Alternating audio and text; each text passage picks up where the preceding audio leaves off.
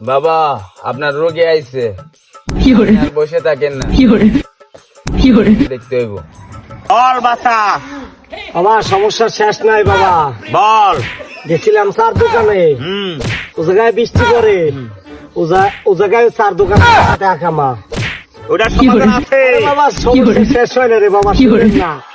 গেছিলাম সেলুনে চুল কাটতে, ও জায়গায় সেলুনের দোকানদারের সাথে আঁকা মা। আরে বাবা, সমস্যা শেষ হয় না রে বাবা। গেছিলাম ছাগলের মাঠে, ছাগল চড়াইতে, ও জায়গায় বৃষ্টি পড়ে, ওখানে ছাগলের সাথে আঁকা মা।